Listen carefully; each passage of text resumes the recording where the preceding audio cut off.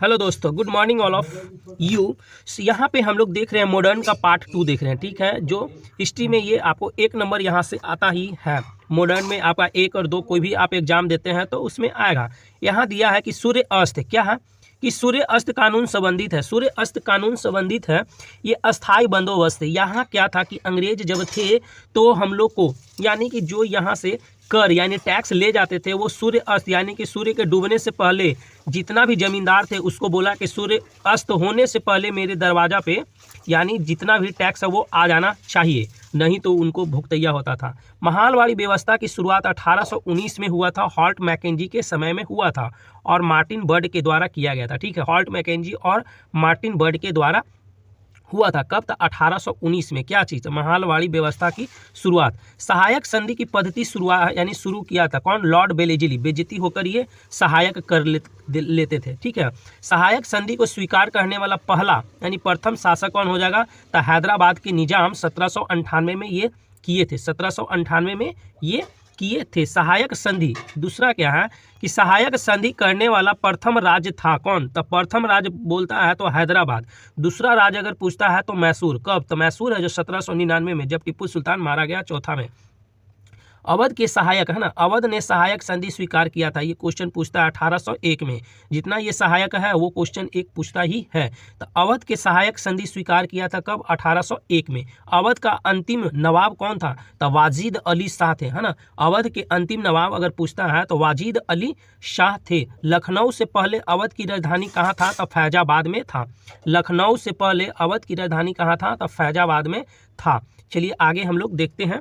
Lord, यहाँ Lord Dalhousie के शासनकाल का बात चल रहा है। लॉर्ड डलहौजी द्वारा अवध पर अंग्रेज है ना, अवध पर अंग्रेजी राज्य में विलय हुआ था।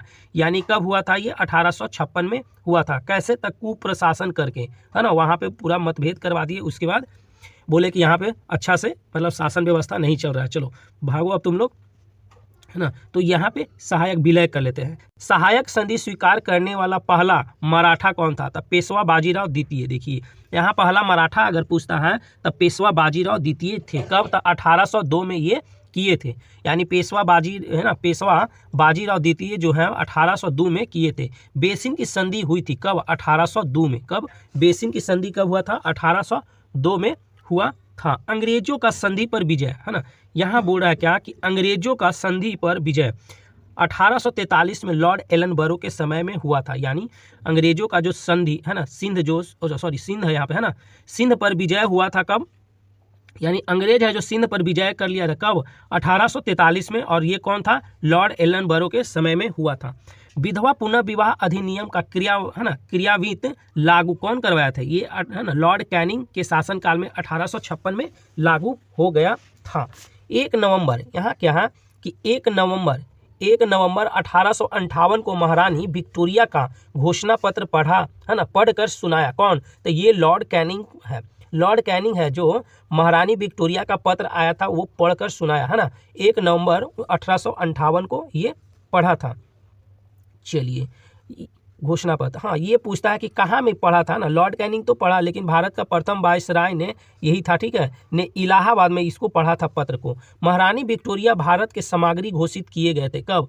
तो 1858 में इन्हें घोषित किया गया। यानी केसर ए हिंद की उपाधि 1877 में मिला था। 1877 में केसर ए हिंद की उपाधि इन्हें दिया गया था। वाटरलू यानी बेलिजली, है ना, बेल्जियम का युद्ध, यानी वाटरलू यानी बेल्जियम का युद्ध कब हुआ था? 18 जून 1815 को हुआ था। 18 जून 1815 को हुआ था।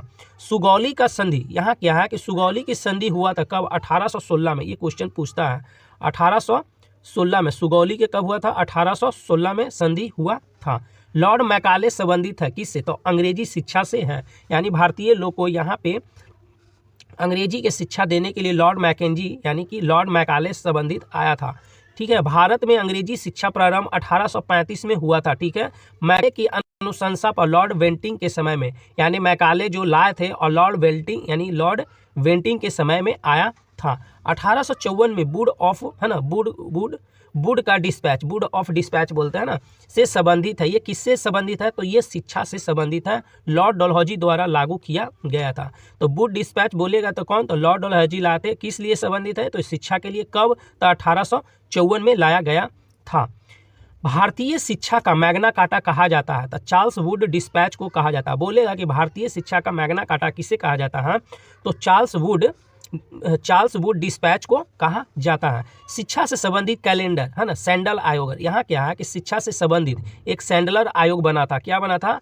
सैंडलर आयोग की नियुक्ति किया गया था। कब? तो 1917 में। यहीं पे इंदिरा गांधी का जन्म होता है। 1917 में इंदिरा गांधी का जन्म होता है। और देखिए यहाँ पे एक शिक्षा से संबंधित कौन सा आयोग बन गया है? तो सैंडलर समिति है ना, सैंडलर आयोग बन गया है। इसमें क्या था कि सभी को शिक्षा देने के लिए है ना।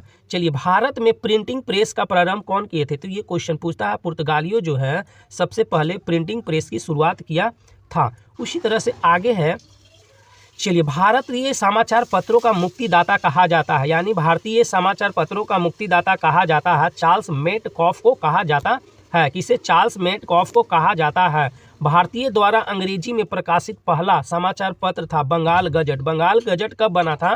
तो 1779 में बना था, यानी 1717 है ना, 1779 में ये बना था। 1779 में ये बन गया था। न्यूज़पेपर एक्ट पारित किया गया कब? 1908 में। न्यूज़पेपर पारित कब किया गया? 1908 में।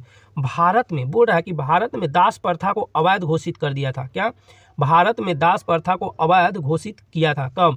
तो 1843 में। यानी कि दास प्रथा है जो बंद हो गया था कब? तो 1843 में दास प्रथा, कोई क्रय विक्रय नहीं होगा। लॉर्ड एलन बरो के समय में। कौन? तो लॉर्ड एलन बरो के समय में हो गया था। 1857 की क्रांति प्रारंभ की गई थी कब? तो 10 मई। कहाँ से? तो मेरठ से। 1857 के विद्रोह का तत्कालीन कारण क्या था? ये एनफील्ड राइफल था और चर्बी युक्त कारतूस, चर्बी युक्त जो कारतूस था, इसी के कारण यहाँ पे हो गया था।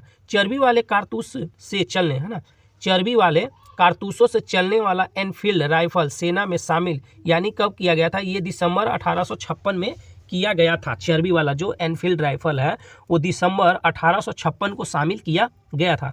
मंगल पांडे 34वें इन्फेंट्री के सिपाही थे। ये अभी बिहार है ना, दरोगा में ये क्वेश्चन पूछा था। घटना हुई थी कब? तो 29 मार्च 1857 को हुआ था। कब? वहाँ पे? तो बैरकपुर में हुआ था। मंगल पांडे को फांसी दिया गया। 8 अप्रैल 1857 को मंगल पांडे को फांसी दे दिया गया था। 1857 के विद्रोह के समय भारत का सम्राट यानी मुगल सम्राट कौन थे?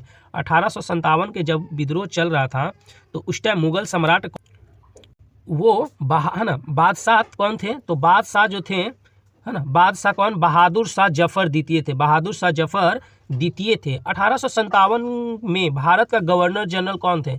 जब 1857 का क्रांति चल रहा था तो उस टाइम भारत के गवर्नर कौन थे? गवर्नर जनरल तो लॉर्ड कैनिंग थे। कौन? लॉर्ड कैनिंग थे। 1857 में ब्रिटिश के प्रधानमंत्री कौन थे? तब पाम अस्टर्न थे। कौन? पाम अस्टर्न थे। ये ध्यान में रखिएगा कि भारत में कौन थे? तो कैनिंग थे और ब्रिटिश में कौन थे? तो पाम अस्टर्न थे। 1857 के विद्रोह को दबाने के लिए नियुक्ति किया गया था। प्रथम सेनापति कौन थे? सेनापति जो थे कैंपबेल थे, यानी सेनापति कौन थे? कैंपबेल थे।